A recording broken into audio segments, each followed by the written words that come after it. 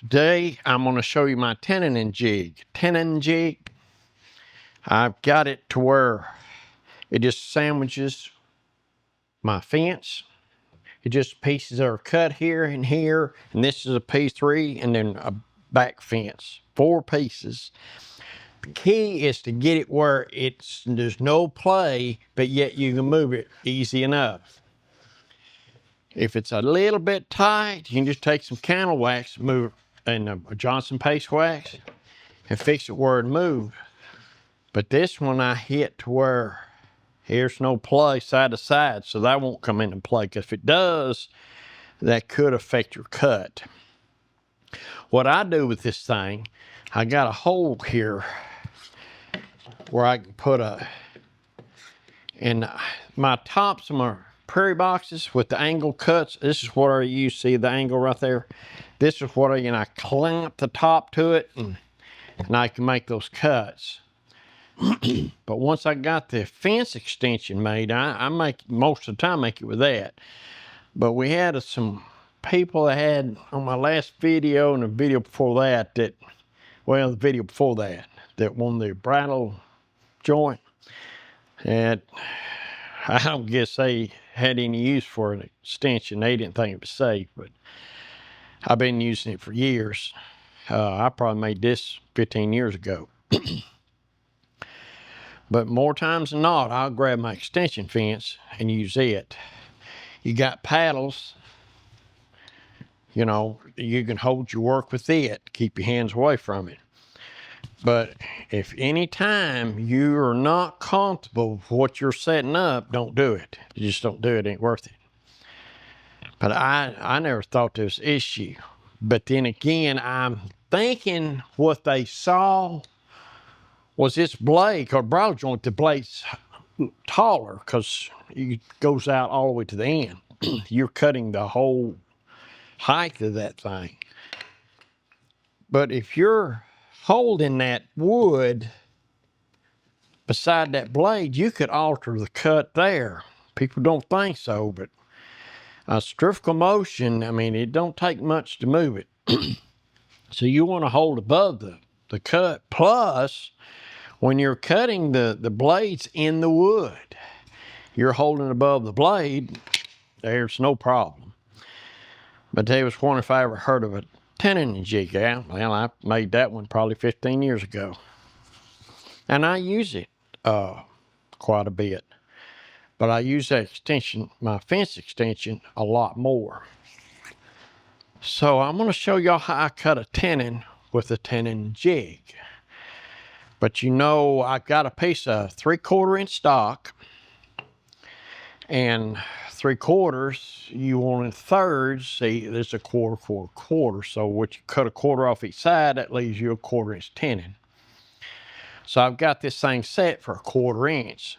What I'll do, I'll mark it on both sides. That ensures if it's off just a smidgen, what it'll do, it'll ensure that that tenon's in the center.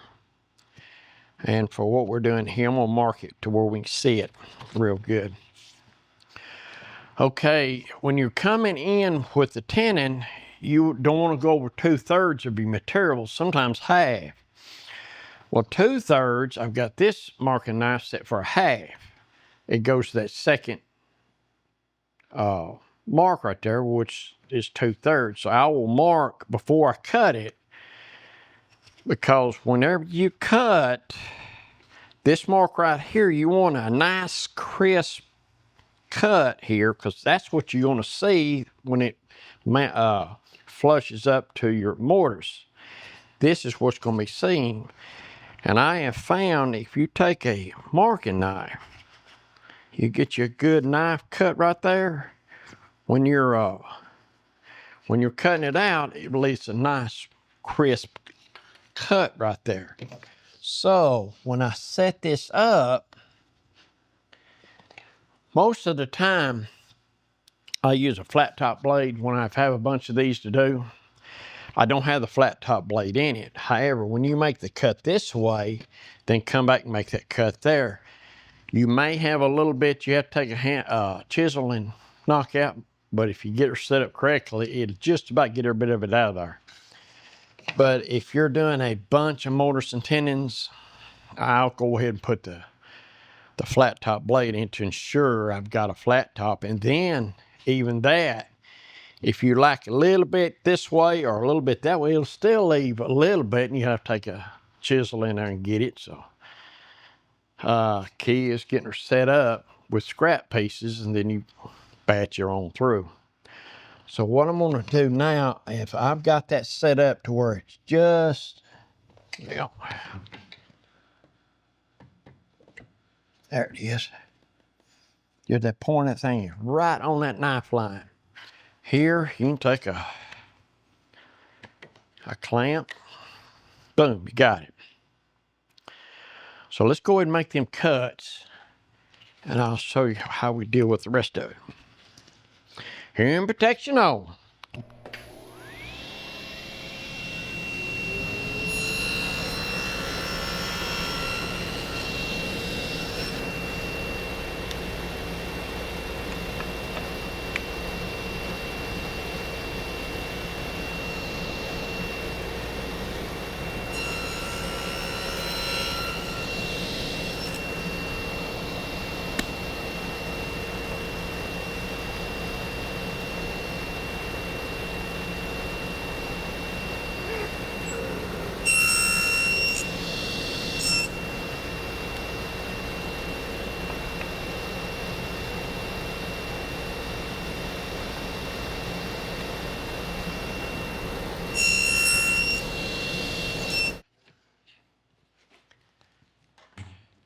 So that's the way I use a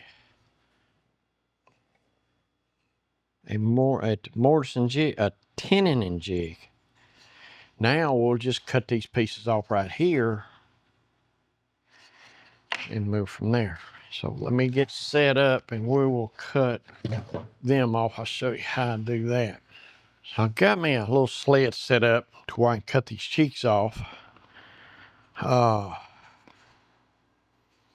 Yeah, so what I done, I set it to that knife line, if you know what I mean. You set it to that knife line. And I've got it, the height set up to where it just goes past that, but not into the tenon. If I got it set right, we'll just see how well I did. But to make sure this is square all the way around, you gotta have some kind of stop block. So you put a stop block here, I'm afraid this is gonna get trapped in there. So I got it set over here. So we'll get our hearing protection on and see if we can't get this cut.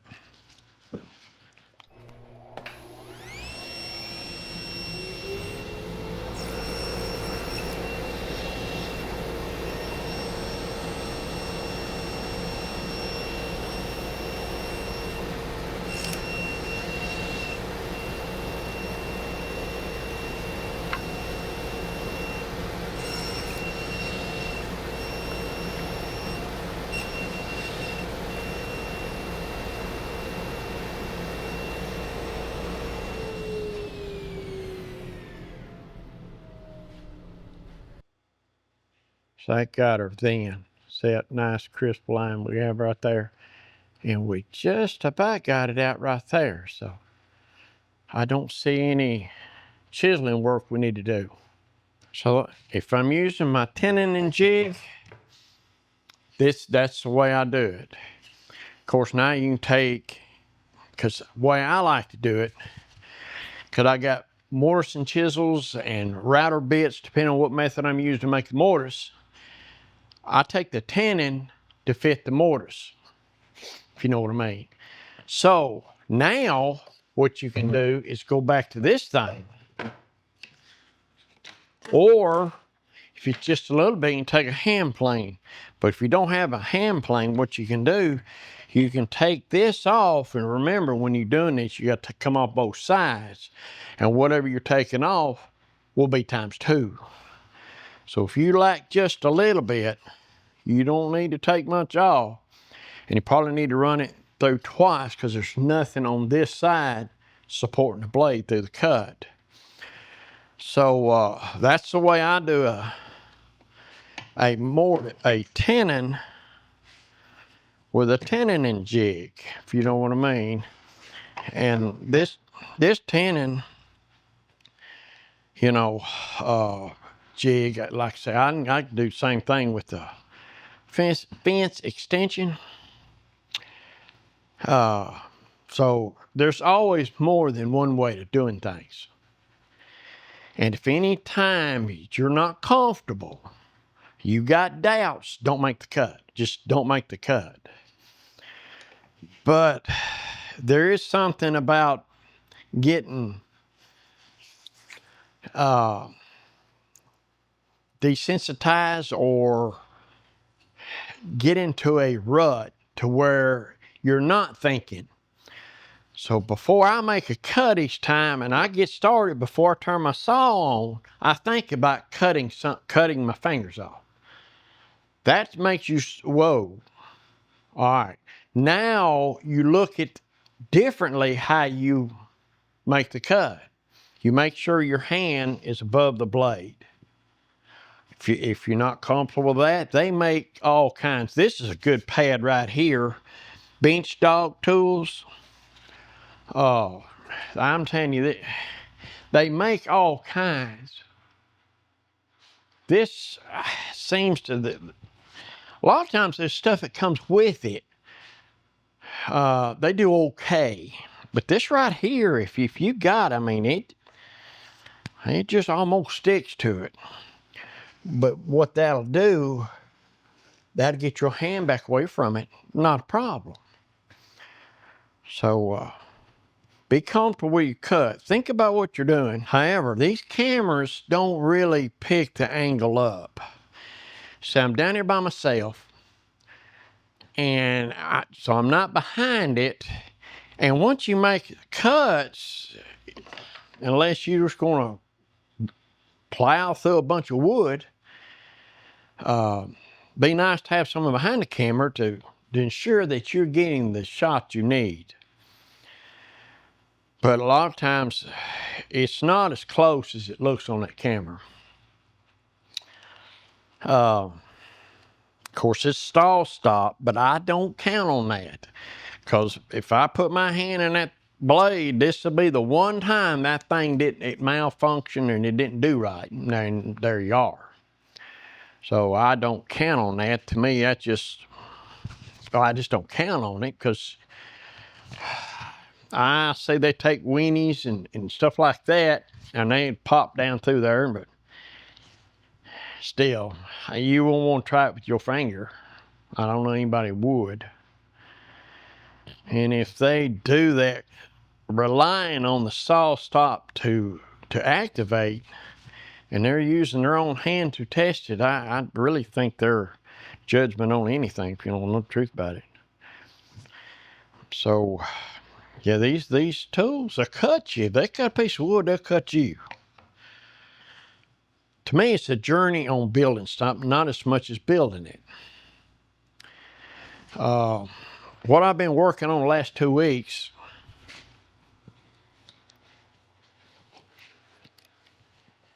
I have been working on,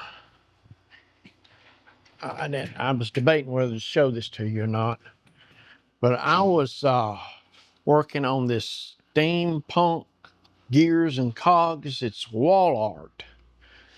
Somebody wanted to do this thing. I tell you what, let me plug it up and I'll let it run. So I got a little motor right there, and there's something else. Y'all talking about safety. These little 12-volt motors, they don't get back. They don't. If I have small children around, this thing need to be hung up where they can't get to it. Because if you put your finger right there, it'll just take your finger right off. Them little motors don't get back. And the way it is geared, that is wide open. The way it is geared, it'll take your finger off. You got to think about these things, where you will be missing some digits. But I have got,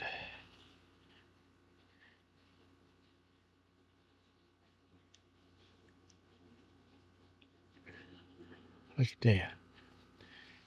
They're going to come paint it So I don't know. I've got to this. I'm gonna build something right here to hide all the and have the controls right there, and then I'm gonna let them. I'm gonna help them paint it, I think. But SteamPunk Gears and Cogs. So SteamPunk Gears and Cogs.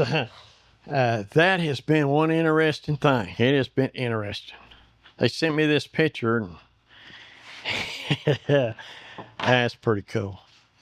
But anyway, this is the way I cut the tenon.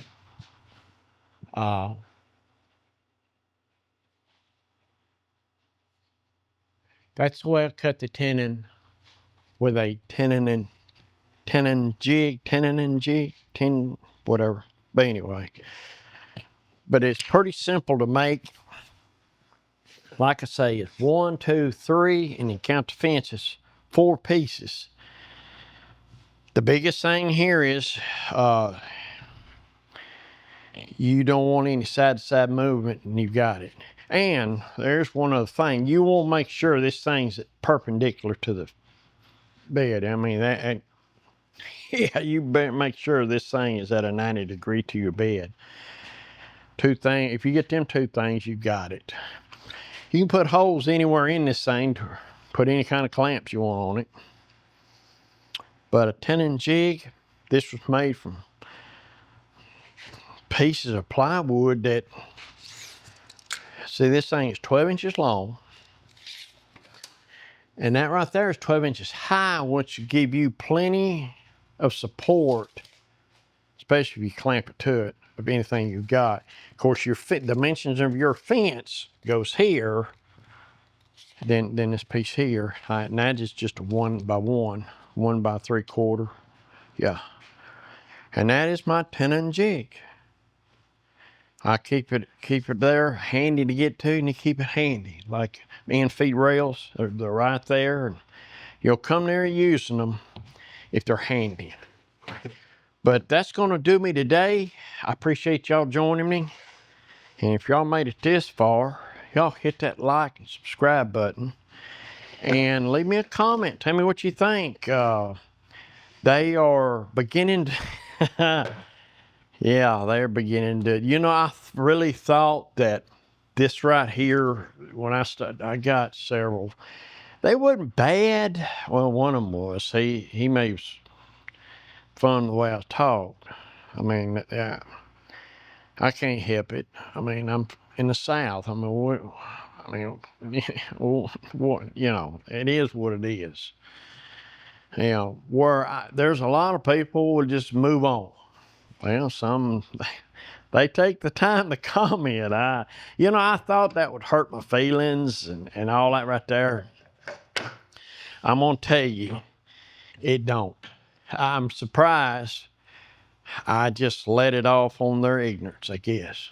But whenever you do something, and you do something a lot, and you found the best way for you to do it, it don't matter what to say. It doesn't matter. Because you know from experience. Experience is the best teacher. And I guess that's it. So, but y'all leave me a comment. It doesn't matter. Just, I enjoy it, and I try it. No more than I'm getting. I try to answer them all, and so far I have. I don't know of any. If it is, it just got by me and I just didn't catch it.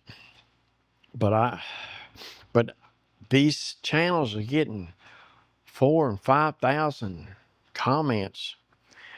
It's about all I can do to read through that many, much less answer them. I don't know how they do it. That would be answering comments all the time. But no more than I'm getting, I don't have a problem. So I enjoy getting them comments. So y'all leave me a comment. And I will catch you on the next one. And remember, if you're not comfortable with it, don't do it. Rethink it. Find another way, or you've got to be comfortable with the way you're doing it. But you need to think about what you're doing. So I will catch you on the next one. Y'all be safe and happy woodworking. All right, we'll see y'all.